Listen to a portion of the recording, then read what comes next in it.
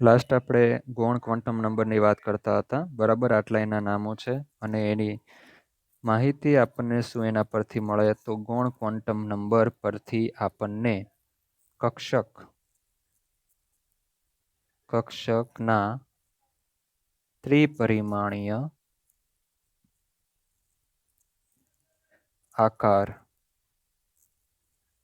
આકારની માહિતી મળે.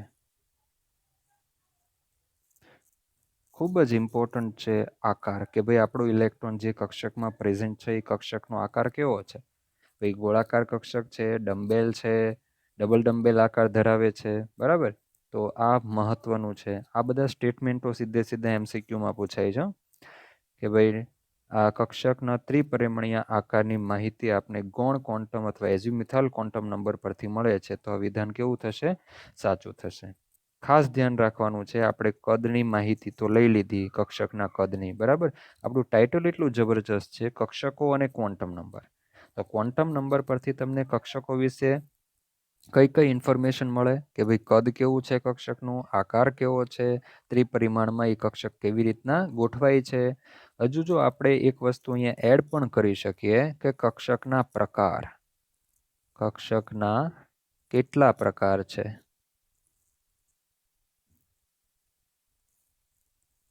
આ નંબર 1, બરાબર. ધીસ ઇઝ નંબર 2, નંબર 3 અને આ થશે નંબર 4.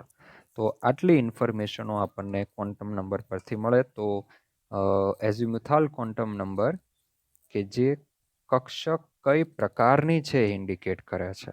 શું ઇન્ડિકેટ કરે છે? કક્ષક કઈ પ્રકારની છે. કક્ષકનો પ્રકાર એટલે કે પ્રકાર દર્શાવે, એટલે કે એસ કક્ષક છે, example S, P, D, F etcetera માંથી કઈ કક્ષક છે તે દર્શાવે છે. L એ શું દર્શાવે છે? કક્ષકનો પ્રકાર દર્શાવે છે, એનો આકાર દર્શાવે છે. કારણ કે આ જે પર્ટિક્યુલર કક્ષકો છે એના આકાર કેવા છે? જુદા જુદા. તો જો તમને પ્રકાર ખબર પડી જાય તો આકાર વિશે પણ માહિતી મળી જાય. આજે હું તમને આ લખાવું છું અને જે ટેબલ હું તમને આપવાનો છું એ મોસ્ટ ઇમ્પોર્ટન્ટ છે. બાકી તમે ટેક્સ્ટબુકમાં જો વાંચશો આ ટોપિક તો બહુ જ કન્ફ્યુઝન થાય એવું છે. હું તમને એકદમ સરળ તરફ લઈ જાઉં છું, બરાબર. હવે જો મુખ્ય ક્વોન્ટમ આંક, તો આપણે ખ્યાલ આવી ગઈ એનર્જી સાથે રિલેટેડ. ગૌણ ક્વોન્ટમ આંક, એ ગૌણ ક્વોન્ટમ આંક કયો હોય તો કક્ષક કઈ હોય. આગળ આપણે કક્ષકના પ્રકાર સ્ટડી કરી ગયા, પણ હવે આ આપણે જોવાનું છે. એના માટે હું ફરીથી એને અહીંયા જ લખી દઉં, કારણ કે આપણે ગૌણ ક્વોન્ટમ આંકની વાત કરીએ છીએ. L નું મૂલ્ય, બરાબર. L નું મૂલ્ય 0, 1, 2, 3, 4 એન્ડ સો ઓન. તો અહીંયા કક્ષક કઈ હોય તો કક્ષક S, P, D, F, G, H and so on. જો કોઈ કક્ષક માટે L નું મૂલ્ય 0 હોય તો એ કક્ષક S કક્ષક હોય. ખ્યાલ આવે? જો L નું મૂલ્ય 1 હોય તો એ P કક્ષક કહેવાશે. આપણે થાય L નું મૂલ્ય 0, 1 આ બધું કઈ રીતે?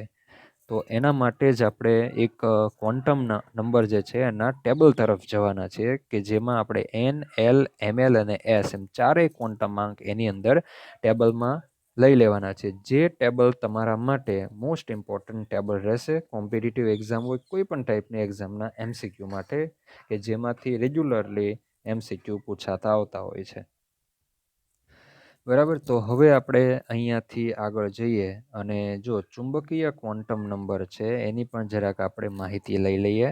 ત્રીજા નંબરનો જે છે, પછી આપણે ટેબલ તરફ જઈએ. ચુંબકીય ક્વોન્ટમાંક. ચુંબકીય ક્વોન્ટમ આંકનો સિમ્બોલ છે ml, બરાબર. Magnetic quantum number ml. આ ચુંબકીય ક્વોન્ટમાંક શું કામ લેવો પડે છે? તો આપણને ખબર છે કે આ કેન્દ્ર છે, બરાબર, અને આ છે કક્ષા. જ્યારે ઇલેક્ટ્રોન કક્ષીય ગતિ કરતો હોય ત્યારે, જ્યારે ઇલેક્ટ્રોન કક્ષીય ગતિ કરતો હોય ને ત્યારે એની આસપાસ ચુંબકીય ક્ષેત્ર ઉત્પન્ન થાય. મેક્સવેલે આપણને શું કીધેલું આગળ, કે જ્યારે કોઈ વીજભારિત કણ ગતિ કરતો હોય, બરાબર, માની લો કે આ ઇલેક્ટ્રોન છે એ આ રીતે ગતિ કરતો હોય ત્યારે એની આસપાસ કયું ક્ષેત્ર ઉત્પન્ન થાય છે? ચુંબકીય ક્ષેત્ર ઉત્પન્ન થાય. બરાબર, આ શું છે? ચુંબકીય ક્ષેત્ર.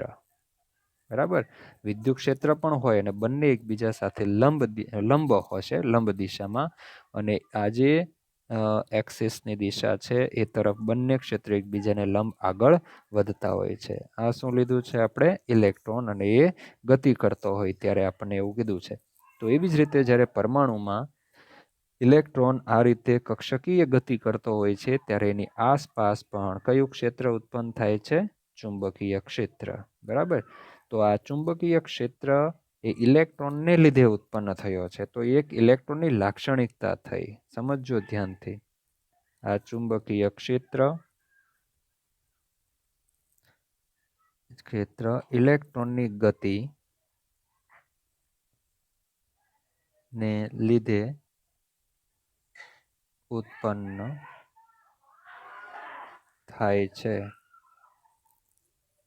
જે ઇલેક્ટ્રોનની એક અગત્યની લાક્ષણિકતા છે. તેથી ઇલેક્ટ્રોનના વર્ણન અથવા તો તેની સંપૂર્ણ માહિતી મેળવવી હોય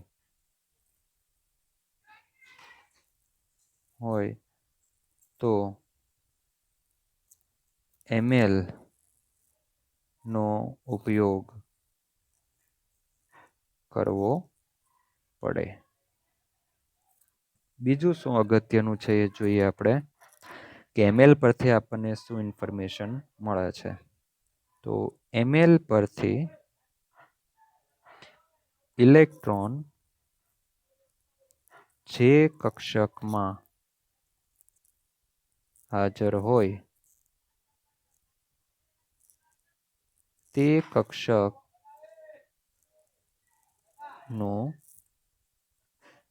ત્રિપરિમાણમાં ગોઠવણી ની માહિતી મળે. બરાબર, ml નું મૂલ્ય પરથી આપણે શું ખ્યાલ આવે? ઇલેક્ટ્રોન જે કક્ષકમાં પ્રેઝન્ટ છે તે કક્ષક ત્રિપરિમાણમાં કઈ રીતે ગોઠવાયેલી છે. એક્સિસોની ઉપર છે, એક્ઝામ્પલ અક્ષોની ઉપર, કે તેમની વચ્ચે ના સમતલમાં કક્ષક ગોઠવાયેલી હોય તે દર્શાવે. ઓકે, આ એક વસ્તુ થઈ. ત્યાર પછી તમે એ વસ્તુ જોઈ ગયા, બરાબર, આ જોયું કે કક્ષકોના પ્રકાર. તો કક્ષકોના જે પ્રકાર છે મેં તમને અહીંયા જ સ્ટાર્ટિંગમાં જો અહીંયા પણ કીધું છે, બરાબર, કક્ષકના કેટલા પ્રકાર છે તે. કદ ક્યાંથી? તો કદ આપણને n પરથી. આકાર ક્યાંથી? ગૌણ ક્વોન્ટમ નંબર L પરથી. કક્ષકોની ત્રિપરિમાણમાં ગોઠવણી ક્યાંથી? ml પરથી. કક્ષકના કેટલા પ્રકાર છે એ કયા ક્વોન્ટમ નંબર પરથી? ml પરથી. તમને એમ થાય આ કેવી રીતના ખબર પડે? હમણાં તમને થોડું ઉપરથી જતું હશે, પણ જ્યારે આપણે મુખ્ય ક્વોન્ટમ આંકથી લઈને ml સુધીના ચારેયનું ટેબલ સ્ટડી કરશું ને એટલે તમને આ બધી સમજ પડી જશે. એ ટેબલ સ્ટડી કરી જાવ ને પછી ફરી પાછું આવડું આ આખું અને આગળનો લેક્ચર પણ તમારે ફરી પાછો જોઈ જવાનો, એટલે બધું જ પ્રોબ્લેમ સોલ્વ થઈ જશે. તો અહીંયા હા, એમએલ પરથી કોઈ કક્ષકના કેટલા પ્રકાર છે અથવા કેટલા પ્રકાર પડે તેની માહિતી મળે. બરાબર, ઇમ્પોર્ટન્ટ છે અહીંયા આ બે વસ્તુ, કે કક્ષકનું ત્રિપરિમાણમાં ગોઠવણી, કક્ષકની ગોઠવણી, અને બીજું કે કક્ષકના કેટલા પ્રકાર પડે તેની માહિતી અહીંયા આપણને મળે છે. ઓકે, હવે આપણે ટેબલ તરફ જઈએ. જો તમારા આ ધ્યાનમાં રાખવાનું છે, આ મોસ્ટ ઇમ્પોર્ટન્ટ છે. મેં અહીંયા ફરી પાછું એટલા માટે લખ્યું છે કે આપણી પાસે અહીંયા નજીકમાં જ ટેબલ છે, વારે વારે આપણે એને જોવાની જરૂર પડશે. જો હવે પરમાણુમાં કોઈ કક્ષકમાં રહેલા ઇલેક્ટ્રોનની સંપૂર્ણ ઇન્ફોર્મેશન મેળવવી હોય તો આ 4 ક્વોન્ટમ નંબર પરથી આપણને ખ્યાલ આવી જાય કે ઇલેક્ટ્રોન કઈ કક્ષકમાં છે, અથવા તો ઇલેક્ટ્રોન જે કક્ષકમાં છે એ કક્ષકનો આકાર કેવો છે, કદ કેવું છે, ત્રિપરિમાણમાં કઈ રીતે ગોઠવાયેલ છે, અને એ કક્ષકના કેટલા પ્રકાર પડે છે. માની લો કે હું તમને એક સિમ્પલ એક્ઝામ્પલ આપું. બરાબર, મારે તમારા વિશે સંપૂર્ણ માહિતી જોઈએ છે. તમારા વિશે માહિતી જોઈએ છે.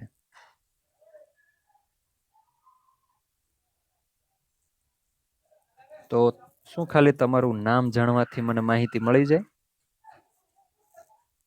તમે કીધું કે તમારું નામ ચાલો ચિંતન છે, તો ચિંતન નામ પરથી શું મને તમારા વિશે બધી માહિતી મળી જાય કે તમે શું કરો છો, ક્યાં જાઓ છો, ક્યાં રહો છો, તમારું ગામ કયું છે, કેટલા ભાઈ બહેન છે, બરાબર, અને કઈ સોસાયટીમાં રહો છો, કયા એરિયામાં સુરતમાં રહો છો, તો એ બધી માહિતી મને મળે નહીં. હું તમને પૂછું તમારું નામ શું, તમે કીધું ચિંતન, તો ચિંતન પરથી મને આવી બધી તમારી સંપૂર્ણ માહિતી ના મળે. તો એવી જ રીતે ઇલેક્ટ્રોન છે, તો ઇલેક્ટ્રોનનું નામ જાણવાથી કંઈ એની સંપૂર્ણ માહિતી ના મળી જાય કે ભાઈ ઇલેક્ટ્રોન શું કરે છે, ક્યાં છે, કેન્દ્રથી કેટલો દૂર છે. બરાબર, કેન્દ્રથી એક્સ એક્સિસ ઉપર એ મળવાની શક્યતા છે, કે એક્સ અને વાય વચ્ચે મળવાની શક્યતા છે, કે ઝેડ એક્સિસ ઉપર મળવાની શક્યતા છે, અથવા તો ઇલેક્ટ્રોન જે કક્ષકમાં પ્રેઝન્ટ છે એ કક્ષક કેન્દ્રથી કેટલી દૂર છે, એટલે કે ઇલેક્ટ્રોનની ઉર્જા કેટલી છે. પણ હું તમને એમ કહું કે ચાલો ભાઈ ઇલેક્ટ્રોન માટે n is equal two 1, electron માટે n ઇઝ ઇક્વલ ટુ 1 એમ કહી દો, તમને તરત ખબર પડી જાય કે ભાઈ આ ઇલેક્ટ્રોન માટે ઉર્જા કેવી હોય, ઓછી હોય. શું કામ? અથવા તો ઓછી ઉર્જા. ઓકે, શું કામ ઓછી ઉર્જા? કારણ કે મેં તમને આ કહી દીધું છે કે ભાઈ એ ઇલેક્ટ્રોન છે ને n ઇઝ ઇક્વલ ટુ 1 કક્ષામાં, તો તમે તરત કહેશો કે હા ભાઈ એ ઇલેક્ટ્રોનની ઉર્જા ઓછી હોય. કેમ? કારણ કે આ મુખ્ય ક્વોન્ટમાંક છે, અને મુખ્ય ક્વોન્ટમાંકની વેલ્યુ ખબર પડી ગઈ, ઓછી છે, તો એ કેન્દ્રથી નજીક હોવાનો ઇલેક્ટ્રોન, તો એની ઉર્જા કેવી હોવાની? ઓછી. પણ હું એમ કહું કે electron n is equal to 4માં છે, તો તમે તરત કહેશો કે આવા ઇલેક્ટ્રોનની ઉર્જા કેવી હશે? વધુ હોય.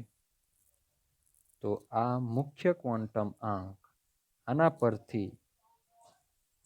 પરથી આપણને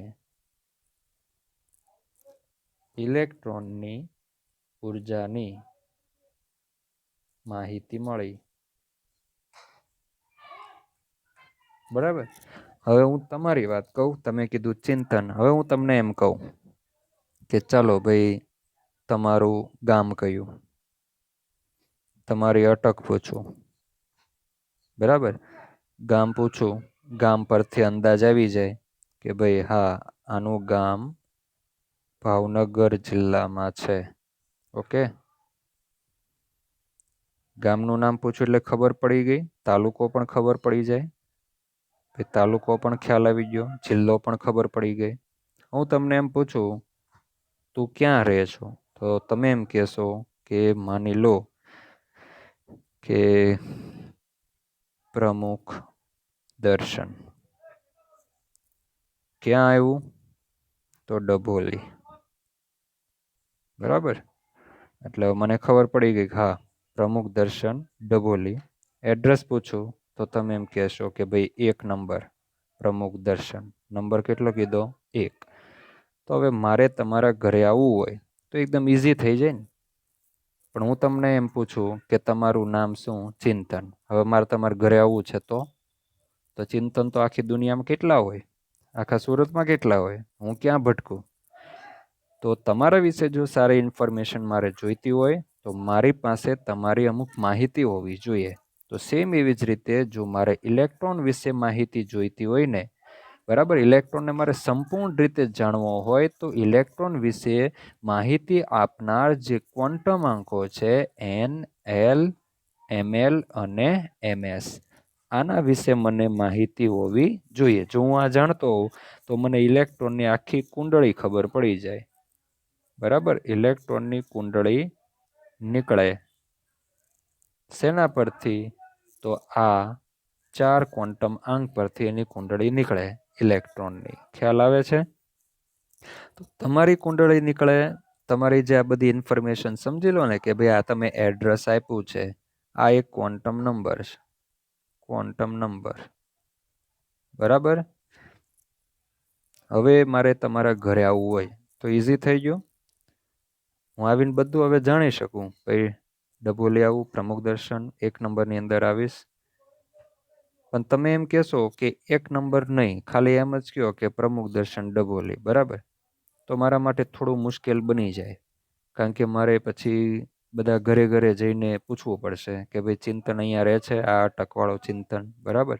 તો એ થોડુંક ડિફિકલ્ટ બની જાય.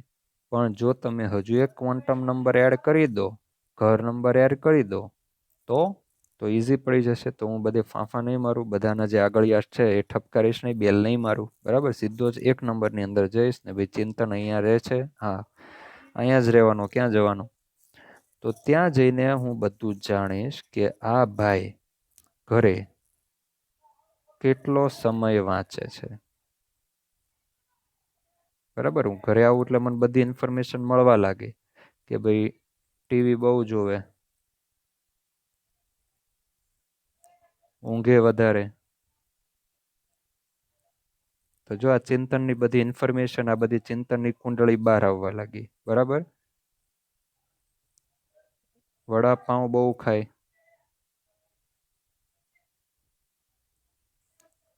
ફ્રૂટ્સ ઘરનું જમવાનું બહુ ઓછું લે, નાના ભાઈને મારે, વાંચવાનો દે, હેરાન કરે. આ બધી નેગેટિવિટી છે ભાઈ.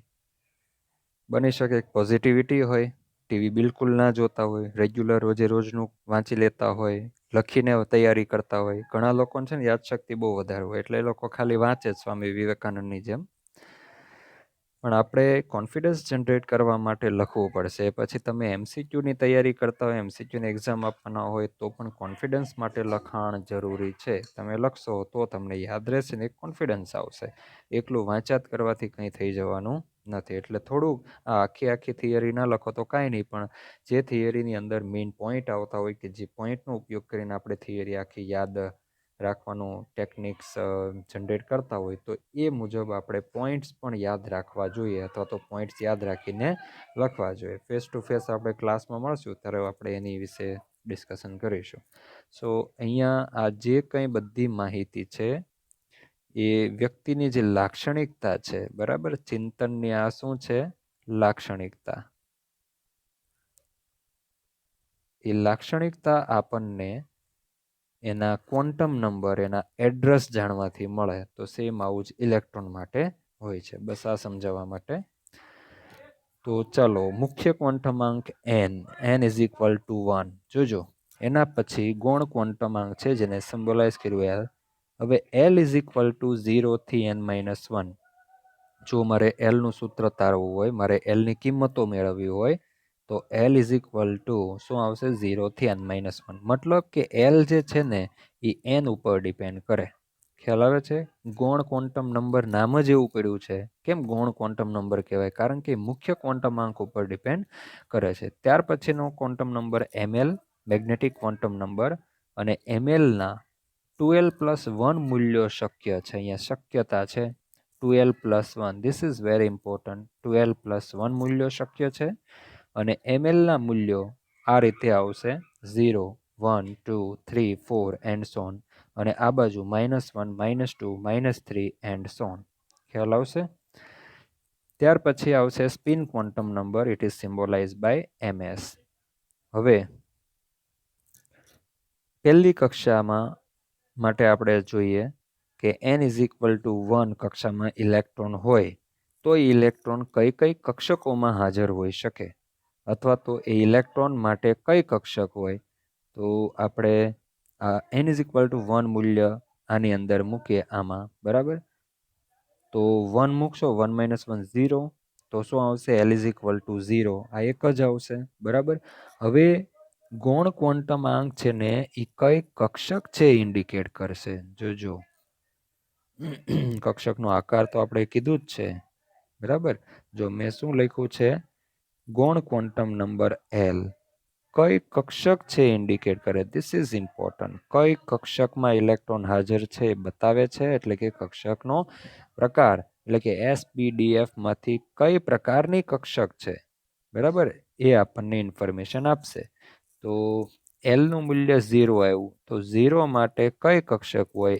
s કક્ષક હોય, બરાબર. તો અહીંયા હું ટેબલની અંદર, ટેબલમાં અહીંયા હું મૂકીશ s. ઓકે. l=0 માટે ખાસ ધ્યાન રાખો, l=0 માટે કઈ કક્ષક હોય? s કક્ષક. તો મેં લખ્યું s. પણ આપણને ખબર છે s કક્ષક તો બધી જ કક્ષામાં આવે છે. તો આ l નું મૂલ્ય કયા મુખ્ય ક્વોન્ટમ આંક માટે? 1 માટે. તો હું s ની આગળ શું લખી દઈશ? 1. તો કઈ કક્ષક થઈ ગઈ? 1s. જોયું કે પહેલી જે કક્ષા છે એની સાથે સંકળાયેલ કક્ષક એક જ આવે, અને એ કઈ છે? 1s, કે જે આપણે આ ટેબલની અંદર પણ સ્ટડી કરી ગયા હતા. ખ્યાલ છે? જો n=1 માટે કઈ કક્ષક આવી? ઓનલી 1, 1s કક્ષક.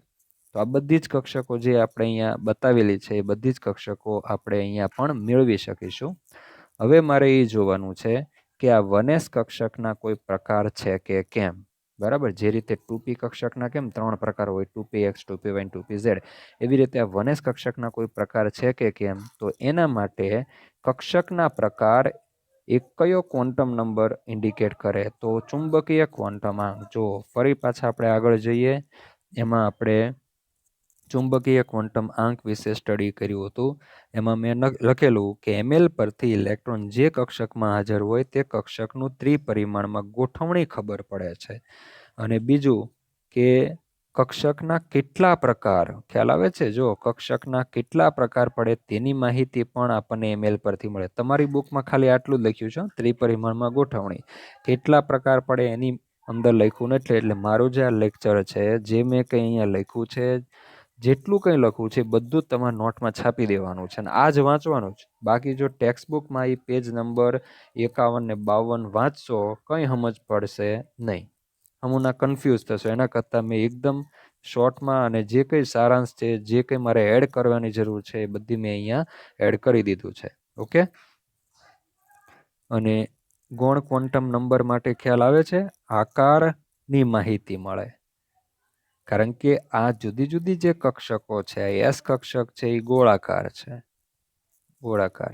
પી કક્ષક છે ને એ ડંબેલ આકારની છે. ડી કક્ષક છે એ ડબલ ડંબેલ આકારની છે. એફ કક્ષકનો આકાર છે એ સંકીર્ણ છે. એના આકારની માહિતી આપણી પાસે નથી. ખાલી એટલું જ ખબર કોમ્પ્લેક્સ શેપ ધરાવે છે. તો આપણે આકાર માટે ફક્ત અહીંયા સુધી ધ્યાનમાં લેશું, બરાબર. અને આપણા સિલેબસમાં આકાર જે આપ્યા છે એ આ એસ, પી ને ડી એમ 3 કક્ષકોના જ આકારો આપેલા છે.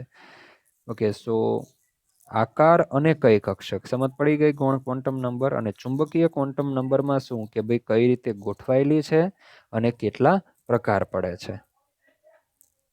તો અહીંયા 1s કક્ષક એના કેટલા પ્રકાર પડે એ મારે જોવું છે. જો ગૌણ ક્વોન્ટમ નંબર કઈ કક્ષક ઇન્ડિકેટ કરે? તો કઈ કક્ષક? 1s કક્ષક. ખબર પડી ગઈ ગૌણ ક્વોન્ટમ નંબર L = 0 થી, બરાબર. અને હવે આનું ઓરિએન્ટેશન, આનો આકાર ખ્યાલ આવે છે? કઈ કક્ષક અને આકાર, બે માહિતી આપણે L પરથી મળે. તો આના આકારની માહિતી તો આપણને ખબર છે કે ભાઈ S કક્ષક કોઈ પણ પ્રકારની હોય, 1s 2s 3s, એનો આકાર હંમેશા ગોળાકાર હોય. જોયું તમે આગળ અહીંયા? જો S કક્ષક કોઈ પણ પ્રકારની હોય, એનો આકાર હંમેશા સ્ફેરિકલ હોય છે, ગોળાકાર હોય છે. પણ તમને 1s એમ ખબર પડી ત્યારે ખબર પડી ને કે ભાઈ આ કક્ષક કેવી છે? ગોળાકાર છે, બરાબર. તો કઈ કક્ષક એ અને આકાર કયો, એ બંને વસ્તુ આપણને કોના પરથી ખબર પડી? L ના મૂલ્ય પરથી, ગૌણ ક્વોન્ટમ નંબર પરથી. હવે ચુંબકીય ક્વોન્ટમ નંબર તરફ જઈએ તો એના માટે ml ના જે મૂલ્યો છે એ 2l + 1 પરથી ખ્યાલ આવે. તો ચલો, L = 0 છે તો એ વેલ્યુ અહીંયા મૂકીએ. આ સૂત્રની અંદર L નું કિંમત મૂકો 0, તો કેટલું આવશે? 1 આવશે, બરાબર. 2l, તો L = 0, 2 × 0 એટલે 0 થઈ જશે, તો 1 આવશે. તો ml નું એક મૂલ્ય શક્ય છે. તો અહીંયા હું લખીશ ml ના મૂલ્ય.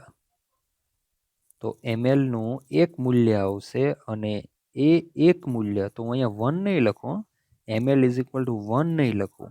ખાસ ધ્યાન રાખવાનું, જે કંઈ ઇમ્પોર્ટન્ટ છે અને તમારો 4 માર્કનો MCQ કોમ્પિટિટિવમાં ખોટો પડે છે, એ આ ચુંબકીય ક્વોન્ટમાંક mlના મૂલ્યને લીધે ખોટો પડે છે.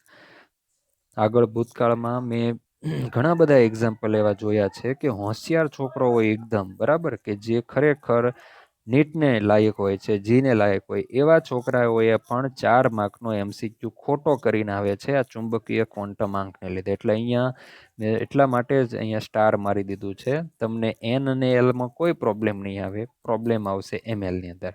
તો તમારે, એટલે મેં જો અહીંયા એવું નથી લખ્યું ml = 2l + 1, આવું મેં અહીંયા લખ્યું નથી. શું કામ નથી લખ્યું? કારણ કે તમને પ્રોબ્લેમ ન આવે ને એટલા માટે. મેં શું લખ્યું અહીંયા? જો ml ના 2l + 1 મૂલ્યો શક્ય છે, અને પછી નીચે લખ્યું ml ના મૂલ્યો, બરાબર. ml ના મૂલ્યો, તો ml ના મૂલ્યો તમારે ક્યાંથી પસંદ કરવાના? તો આ નીચે જે છે ને, વચ્ચે એક્ઝેટ આવશે 0, 0 થી 1 2 3 જમણી બાજુ એન્ડ ઓન, 0 થી ડાબી બાજુ -1 -2 -3 એન્ડ ઓન, બરાબર. તો આ ml ના મૂલ્યો છે. આમાંથી તમારે એક મૂલ્ય પસંદ કરવાનું છે, બરાબર. ધ્યાનથી સમજે કે ml ના જે મૂલ્યો છે એમાંથી તમારે પસંદ કરવાનું છે મૂલ્ય, અને દરેક વખતે તમારે વચ્ચેથી પસંદ કરવાના. ઓકે, આનો MCQ આપણે સ્ટડી કરશું ને ત્યારે તમને વધારે સારી રીતે સમજાશે. તો ml ના મૂલ્ય, અને MCQ ક્યાં ભૂલ થાય છે એ તમને ખબર પડી જશે. તો ml નું મૂલ્ય, કેટલા મૂલ્ય આવ્યા? એક મૂલ્ય આવ્યું. તો એ એક મૂલ્ય મારે ક્યાંથી પસંદ કરવાનું? વચ્ચેથી. તો ml ના મૂલ્ય એ છે 0, બરાબર. એ શું આવ્યું? 0. 0 એટલે કોઈ મૂલ્ય આવ્યું એમ નહીં, 0 પોતે, 0 પોતે એક મૂલ્ય છે. સમજ પડે છે? 0 પોતે એક શું છે? અહીંયા એક મૂલ્ય છે.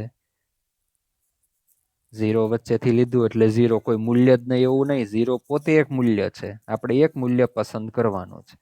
ml ના મૂલ્યો અને પસંદ કરવા, શું કરવાના? હું અહીંયા લખી જ દઉં, પસંદ કરવા. તો ml = 1 આવે છે, તમારે એક મૂલ્ય અંદરથી પસંદ કરવાનું. આ જે છે એ પસંદ કરેલ મૂલ્ય, સમજ પડે છે? પસંદ કરેલ મૂલ્ય. તો કયું મૂલ્ય પસંદ કર્યું તમે? 0 મૂલ્ય પસંદ કર્યું છે. ઓકે, આને ખાસ ધ્યાનમાં રાખવું. હવે જુઓ કે ml નું એક મૂલ્ય આવ્યું, એનો મતલબ કે આ 1s કક્ષક છે એના કોઈ પ્રકાર નહીં આવે, પોતે એક જ આવશે. ખ્યાલ આવે છે? 0 પોતે એક મૂલ્ય છે. તો 1s માટે ml નું કયું મૂલ્ય આવ્યું? 0, એક મૂલ્ય આવ્યું. એનો મતલબ કે ml ના કોઈ પ્રકાર નથી. ખ્યાલ આવે છે? એક આવ્યું એનો મતલબ શું થાય? કે 1s પોતે એક કક્ષક એક જ છે. પ્રકાર નથી. ઓકે, 1s કક્ષકના કોઈ પ્રકાર નથી. આગળ જ મેં વાત કરી કે એસ કક્ષકના કોઈ પ્રકાર નથી. પછી કોઈ પણ એસ કક્ષક હોય 1s 2s 3s કોઈ પણ એસ કક્ષક એના કોઈ પ્રકાર નહીં આવે, પોતે એક જ આવશે. બરાબર, આ રીતે 1s ના કોઈ પ્રકાર નહીં પડે. બરાબર, 1s x 1s x 1s y આવું બધું નહીં આવે. 1s ના કોઈ પ્રકાર આવતા નથી, એ પોતે એક જ છે. ચલો ત્યાર પછી આપણે જઈએ, જો તમને ખ્યાલ આવ્યો 1s પ્રકાર પડશે કે નહીં પડે, કેટલા પડશે, ચુંબકીય ક્વોન્ટમ આંક પરથી ખ્યાલ આવશે. અને બીજું કે દિક વિન્યાસ આપણને ખ્યાલ આવશે કે ભાઈ એ કઈ રીતે કક્ષક ત્રિપરિમાણની અંદર ગોઠવાયેલી છે. બરાબર, તો એનો પણ આપણે એમએલ પરથી ખ્યાલ આવશે. હવે આ 1s છે તો પોતે એક જ છે ને ગોળાકાર છે, તો સિમ્પલ કે ભાઈ આ કેન્દ્ર હોય તો કેન્દ્રની આસપાસ આ રીતે ગોળાકાર એ ફેલાયેલી હોય છે. ત્યાર પછી આપણે અને હા, જો ત્યાર પછી ચુંબકીય ક્વોન્ટમ આંક. હવે બીજું એ કે પૌલી નામના સાયન્ટિસ્ટે એવું કીધું કે કોઈ પણ કક્ષક હોય એમાં વધુમાં વધુ 2 ઇલેક્ટ્રોન સમાય અને બંને ઇલેક્ટ્રોનની સ્પિન ઓપોઝિટ ડિરેક્શનમાં હોય છે. હવે આપણે સ્પિન ક્વોન્ટમ નંબર એની જરાક વાત કરી લઈએ. બરાબર, ચોથો ક્વોન્ટમ આંક. અહીંયા આપણે ત્રીજો ક્વોન્ટમ આંક સ્ટડી કરી ગયા. હવે ચોથો ક્વોન્ટમ નંબર.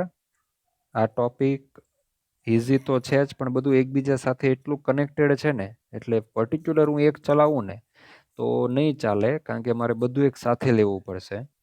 સ્પિન ક્વોન્ટમ આંક કે જેને ms વડે ઇન્ડિકેટ કરવામાં આવે છે. 1925માં જ્યોર્જ ઉહલનબેક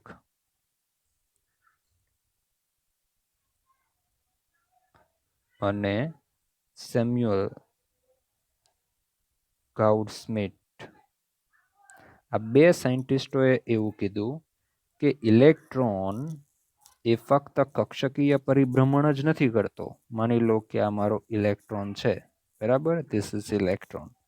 તો એ ઇલેક્ટ્રોન એના કેન્દ્રમાંથી જે પસાર થતી અક્ષ છે એ અક્ષની આસપાસ અક્ષીય પરિભ્રમણ કરે છે. અક્ષીય પરિભ્રમણ કે જેને સ્પિન કહેવામાં આવે છે. શું થાય છે? સ્પિન થાય છે. કોઈ એક કક્ષકની અંદર માની લો કે આ એક કક્ષક છે, તો એક કક્ષકની અંદર વધુમાં વધુ 2 ઇલેક્ટ્રોન સમાય. એક ઇલેક્ટ્રોનને આ રીતે બતાવાય તો બીજા ઇલેક્ટ્રોનને આ રીતે બતાવાય. બરાબર, તો આ બંને ઓપોઝિટ ડિરેક્શનમાં સ્પિન એવું થયું. હવે ઇલેક્ટ્રોનની જે સ્પિન છે એ 2 ટાઈપની હોય છે. આ ઇલેક્ટ્રોન એની એના કેન્દ્રમાંથી અક્ષ પસાર કરી આ રીતે સ્પિન થતો હોય તો ક્લોકવાઇઝ ડિરેક્શન. બરાબર, અને આ રીતે સ્પિન થાય એન્ટી ક્લોકવાઇઝ ડિરેક્શનમાં પણ એ સ્પિન થતો હોય.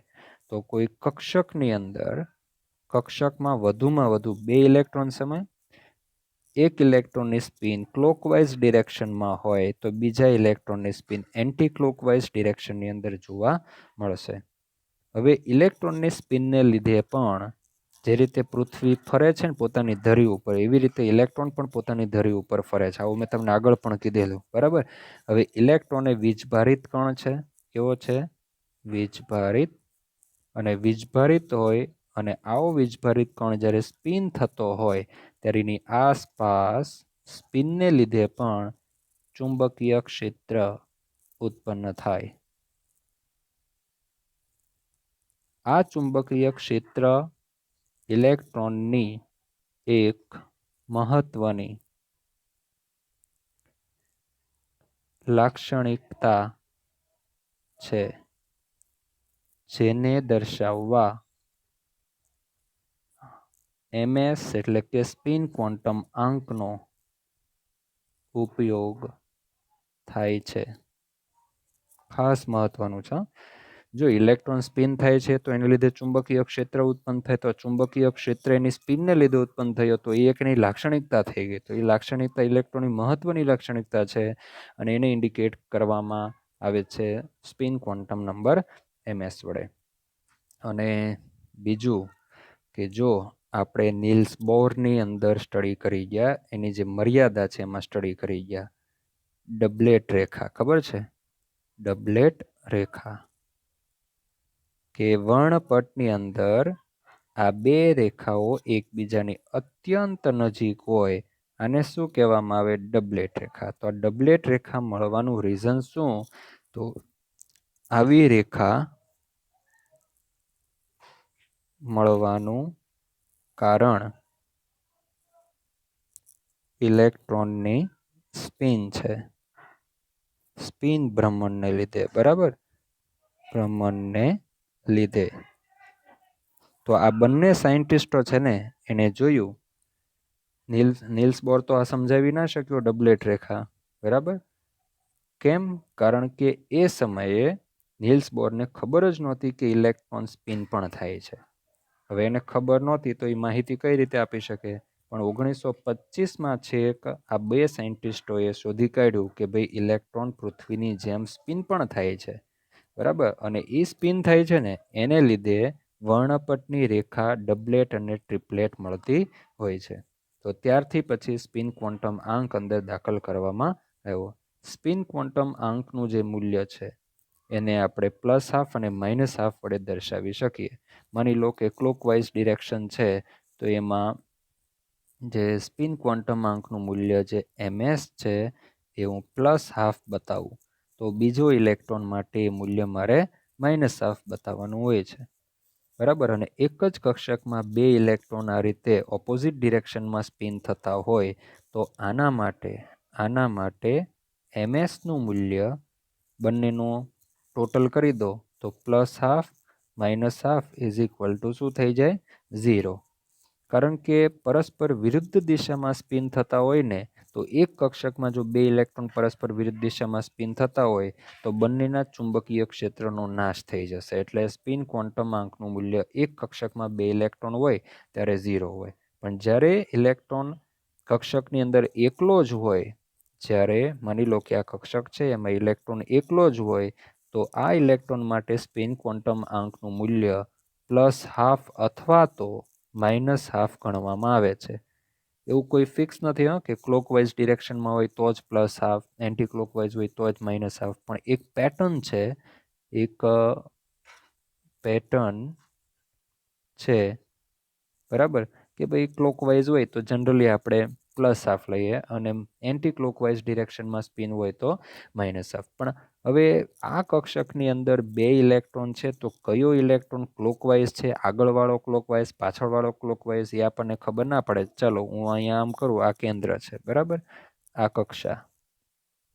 હવે આ કક્ષાની અંદર બે ઇલેક્ટ્રોન છે, આ ઇલેક્ટ્રોન અને આ બીજો ઇલેક્ટ્રોન, બરાબર? હવે આમાં કયો પહેલો કેવો અને કયો બીજો કેવો? આમાં કયો પ્રથમ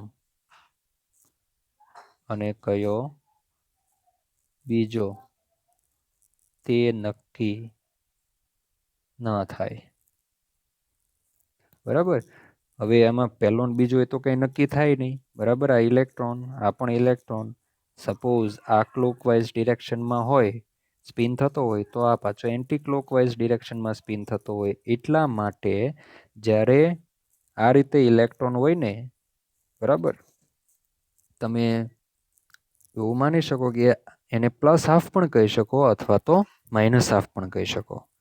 અથવા તો જ્યારે એક કક્ષકની અંદર બે ઇલેક્ટ્રોન હોય તો આગળનો જે ઇલેક્ટ્રોન છે એના માટે -½ કહી શકો, તો પાછળવાળો છે એના માટે શું કહેવું પડે?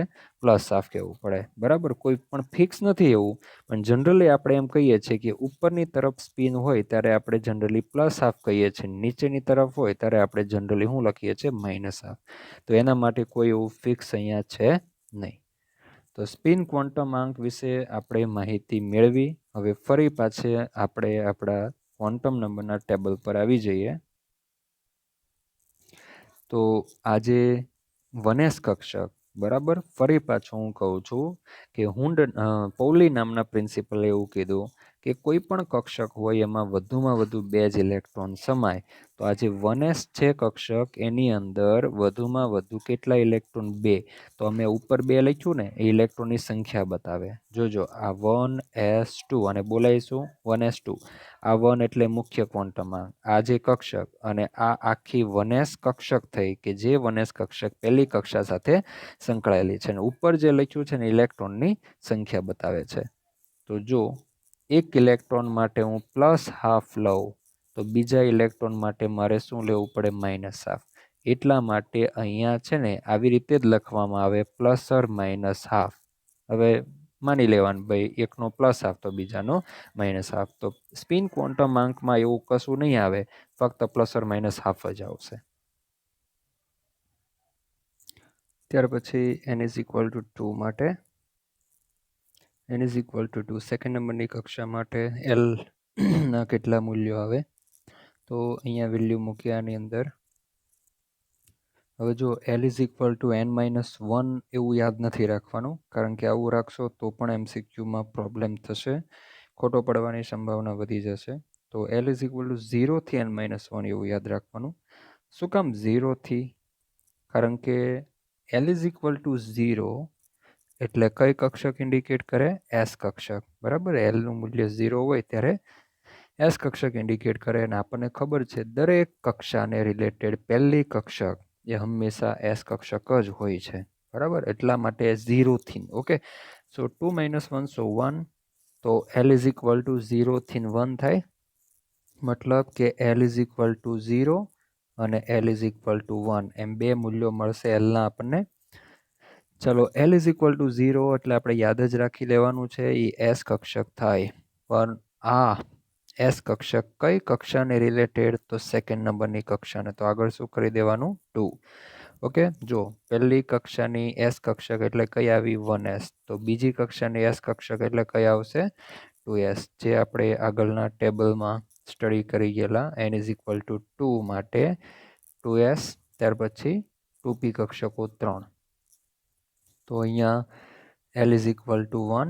તો L= જો Lનું મૂલ્ય 1 હોય 1 ત્યારે કઈ કક્ષક ઇન્ડિકેટ કરે? P કક્ષક. તો અહીંયા આપણે P લખી દઈએ અને કક્ષકની આગળ મુખ્ય ક્વોન્ટમાંક લખવાનો. તો L=1 એ આપણને કયા મુખ્ય ક્વોન્ટમાંક માટે મળ્યું છે? 2. તો અહીંયા આગળ લખી દઈશું 2. ઓકે. હવે ચુંબકીય ક્વોન્ટમાંક તરફ જઈએ. મતલબ કે અહીંયા 2s ના કેટલા પ્રકાર? આપણે ખબર છે મેગ્નેટિક ક્વોન્ટમ નંબર એ પ્રકાર ઇન્ડિકેટ કરે છે. તો 2s L=0 માટે 2s, 1 માટે 2p. તો 2s ના પ્રકાર મારે જાણવા છે. તો હું L=0 મૂલ્ય આ ઇક્વેશનની અંદર 2l+1 અંદર મૂકું તો અગેઇન 0 અહીંયા મૂકીશ. Lનું મૂલ્ય તો 1 મળશે. તો mlનું એક મૂલ્ય મને મળે અને એ મારે ક્યાંથી પસંદ કરવાનું? વચ્ચેથી. તો અહીંયા mlનું મૂલ્ય 0. બરાબર. હવે આ એક મૂલ્ય છે, ઉપરનાની જેમ જ એક મૂલ્ય છે એટલે અહીંયા 2s કક્ષક પોતે એક જ આવશે, એના કોઈ પ્રકાર પડશે નહીં. ત્યાર પછી Lનું મૂલ્ય 1 હોય ત્યારે mlના કેટલા મૂલ્યો મળે? તો Lનું મૂલ્ય 1 હોય ત્યારે mlના મૂલ્ય માટે Lનું મૂલ્ય 1 મૂકીએ તો 2 × 2 ને 1 3. તો અહીંયા mlના મૂલ્યો કેટલા આવ્યા? mlના 3 મૂલ્યો આવ્યા. બરાબર. હવે નીચે જે આ સિરીઝ છે એમાંથી આપણે 3 પસંદ કરવાના છે. દરેક વખતે વચ્ચેથી આપણે પસંદ કરીશું અને તમે જોજો એકી સંખ્યામાં જ મૂલ્ય આવશે. તો અહીંયા 0 લઉં. mlના મૂલ્યો કયા કયા થયા? તો આ બાજુથી 0 એક તો આવી જ ગયું. બરાબર. વચ્ચેનું. ત્યાર પછી આ બાજુનું કયું લેવાનું? 1. પહેલાં વચ્ચેથી 0 લેવાનું, પછી એની બાજુના લેવાના -1 અને 1. તો આ -1, 0 અને 1 એમ 3 મૂલ્યો થયા. બરાબર. mlના 3 મૂલ્યો આપણે પસંદ કર્યા. તો આ 3 મૂલ્યો. શું mlના 3 મૂલ્ય મળ્યા કઈ કક્ષક માટે? 2p કક્ષક માટે. L ઇઝ ઇક્વલ ટુ 1 માટે 2p કક્ષક, અને આ 2p કક્ષક માટે L નું મૂલ્ય 1 આપણે 12 પ્લસ 1માં મૂક્યું તો આપણને મળ્યા 3 મૂલ્યો.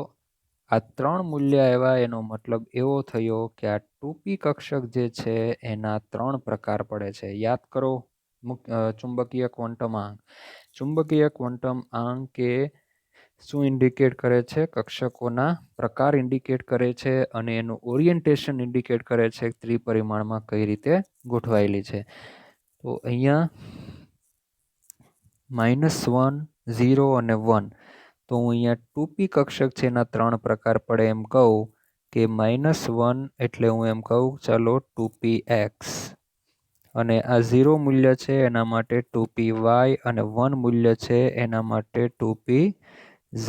ખ્યાલ આવી ગયો? 3 મૂલ્યો એનો મતલબ એવો થયો કે 2p ના 3 પ્રકાર પડે છે, 2px, 2py અને 2pz. ml છે એ કક્ષકનું ઓરિએન્ટેશન ઇન્ડિકેટ કરે. તો જો આ 2px કક્ષક છે ને એ એક્સ એક્સિસ ઉપર ફેલાય. હું તમને જરાક અહીંયા શોર્ટમાં બતાવી દઉં, કારણ કે આપણે આકાર હજુ પાછળ આવશે. તો આ જે છે એ એક્સ એક્સિસ છે, આ ઝેડ એક્સિસ, અને વચ્ચે આ રીતે જે આવશે એ વાય એક્સિસ. તો પી કક્ષક છે એ ડમ્બેલ આકારની હોય છે, ડમ્બેલ શેપ આવો હોય છે કે જેમાં બે લોબ એકબીજા સાથે એટેચ થયા હોય છે. અહીંયા કેન્દ્ર હોય અને કેન્દ્રની આસપાસ આ રીતે એક્સ એક્સિસ ઉપર આ કક્ષક ફેલાયેલી હોય છે. આ રીતે બંને શેપ સમાન કદના હોય છે. થોડુંક અહીંયા આમ તેમ થતું હોય તો તમારે સમજી લેવાનું કે ભાઈ બેના આકાર, બે લોબના આકાર અને કદ સમાન હોય. તો જો એક્સ એક્સિસ ઉપર જે કક્ષક આ ફેલાયેલી છે એ કક્ષક કઈ છે? 2px છે. તો ખ્યાલ આવી ગયો આપણને કે જે 2p ના 3 પ્રકારે ખબર પડી કે ભાઈ આ એક પ્રકાર, આ બીજો પ્રકાર અને આ ત્રીજો પ્રકાર. બરાબર. તો એ 3 પ્રકાર અને એ ત્રણેય કક્ષકો અવકાશની અંદર કઈ રીતે ગોઠવાયેલી છે એ આપણને એના જે યામ છે એના પરથી ખબર પડે. તો એક્સ હોય અહીંયા તો ઇન્ડિકેટ કરે કે એક્સ એક્સિસ ઉપર ફેલાયેલી છે. વાય હોય તો 2py આ રીતે વાય એક્સિસ ઉપર ફેલાયેલી, 2pz આ રીતે ઝેડ એક્સિસ ઉપર ફેલાયેલી. આ જે છે એ 2py છે, અને આ જે છે એ 2pz છે. ખ્યાલ આવી ગયો? વધારે ડિટેલમાં આપણે આકારમાં ડિસ્કસ કરીશું. તો બંને માહિતી આપણને મળી ગઈ. જો અહીંયા મેં તમને આગળના લેક્ચરમાં એવું કીધું કે પી કક્ષકના 3 પ્રકાર પડે, px, py અને pz. પણ અહીંયા મેં બાજુમાં શું લખ્યું? આ માહિતી આપણને ક્વોન્ટમ નંબર પરથી મળે, ને સ્પેશિયલી આપણને મેગ્નેટિક ક્વોન્ટમ નંબર ml પરથી ખબર પડે કે જે તે કક્ષકના કેટલા પ્રકાર પડશે. તો સેમ એવી જ રીતે ડી કક્ષકના 5 પ્રકાર પડે છે એ આપણને ચુંબકીય ક્વોન્ટમ આંક પરથી ખ્યાલ આવી જશે. તો ચુંબકીય ક્વોન્ટમ આંક એમાં લાસ્ટ લઈએ સ્પિન ક્વોન્ટમ આંક. હવે સ્પિન ક્વોન્ટમ આંક તો બધામાં સેમ જ આવશે. હવે જો આ 3 કક્ષકો છે, 2px, 2py અને 2pz. તો 2px ની અંદર એક કક્ષક થઈ, બરાબર. આ 2p એ મુખ્ય કક્ષક કહેવાય. એના 3 પ્રકાર 2px, 2py, 2pz. તો 2px ની અંદર 2 ઇલેક્ટ્રોન સમાય, 2py માં પણ 2 મેક્સિમમ સમાય, 2pz માં પણ 2 સમાય. એની કેપેસિટી થઈ. કારણ કે હા, 2 કરતાં ઓછા હોઈ શકે. 2px0 હોઈ શકે, 2px1 પણ હોઈ શકે, 2px2 હોઈ શકે, પણ 2px3 ક્યારેય હોઈ શકે નહીં. કારણ કે આપણે સ્પિન ક્વોન્ટમ નંબર વાળો જે ટોપિક હતો એની અંદર સ્ટડી કરી ગયા કે કોઈ પણ એક કક્ષક હોય, હા તમે જોઈ શકો કે એમાં મેક્સિમમ 2 ઇલેક્ટ્રોન સમાય. હા, 1 ઇલેક્ટ્રોન આ રીતે હોઈ શકે, આ રીતે 1 ઇલેક્ટ્રોન હોઈ શકે, 0 પણ હોઈ શકે. જ્યારે કોઈ પરમાણુ ઇલેક્ટ્રોન ગુમાવી દે તો એની અંદર કક્ષકમાં 0 ઇલેક્ટ્રોન થઈ જશે. પણ ક્યારેય 2 કરતાં વધારે ઇલેક્ટ્રોન ન હોય. આવું કક્ષકની જે ઇલેક્ટ્રોન રચના માટે પૌલી નામના સાયન્ટિસ્ટે કીધેલું. તો અહીંયા આપણને ખ્યાલ આવ્યો, બરાબર. જો હવે આ 2pxમાં 2 ઇલેક્ટ્રોન છે, એમાં બંને ઇલેક્ટ્રોન માટે સ્પિન ક્વોન્ટમ આંકનું મૂલ્ય કેટલું હોય? ±½ તો બીજી કક્ષક માટે પણ કેટલું હોય? ±½ ત્રીજી કક્ષક માટે પણ કેટલું હોય? -1/2 બરાબર. એ તો સેમ જ રહેશે. કોઈ કપલ્ડ ઇલેક્ટ્રોન હોય, યુગ્મિત ઇલેક્ટ્રોન હોય, એના માટે સ્પિન ક્વોન્ટમ આંક હંમેશા ±½ હોય છે. ત્યાર પછી આપણે n=3 તરફ જઈએ. બરાબર, ચલો નેક્સ્ટ આપણે ક્યાં પહોંચ્યા? n=3. ઓકે, કક્ષા ક્રમાંક 3, ઉર્જા સ્તર નંબર 3.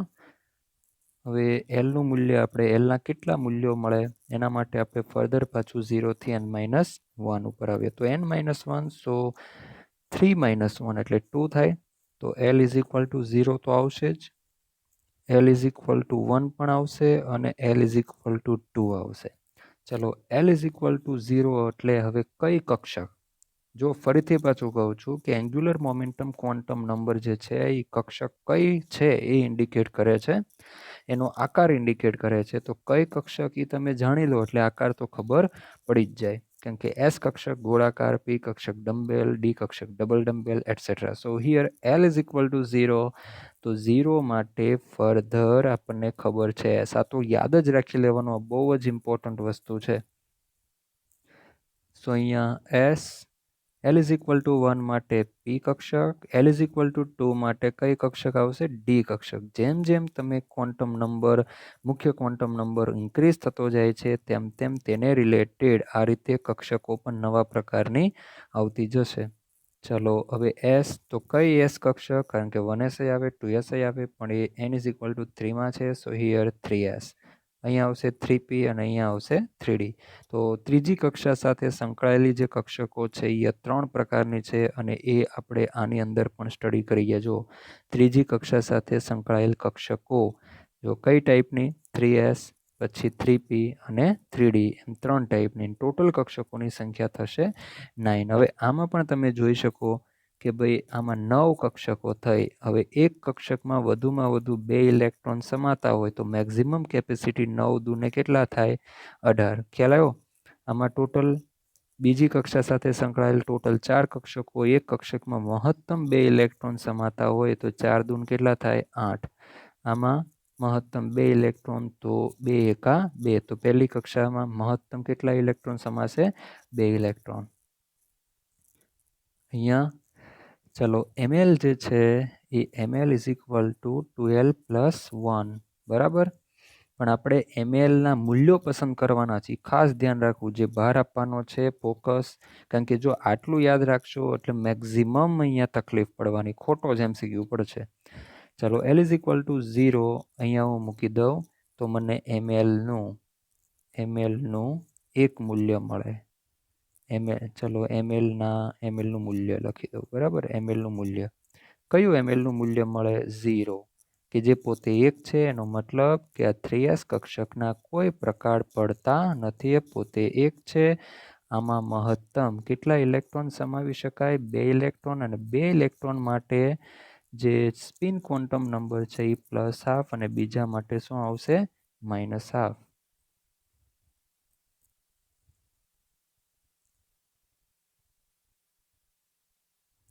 ઓકે. ત્યાર પછી આના માટે લઈએ l=1, તો મૂકો અહીંયા 1, તો 2 એકા 2 ને 1 3. આગળની જેમ જ જશે. mlના મૂલ્ય 3 મૂલ્ય આવશે. કયા કયા? -1, 0 અને આવશે 1. સો અહીંયા -1 3p ના કેટલા પ્રકાર પડશે? 3 પ્રકાર. કયા કયા? તો 3px, 3py અને 3pz. 3 પ્રકાર થઈ ગયા. અને દરેક કપલ્ડ ઇલેક્ટ્રોન માટે સ્પિન ક્વોન્ટમ આંકનું મૂલ્ય ±½ આવશે.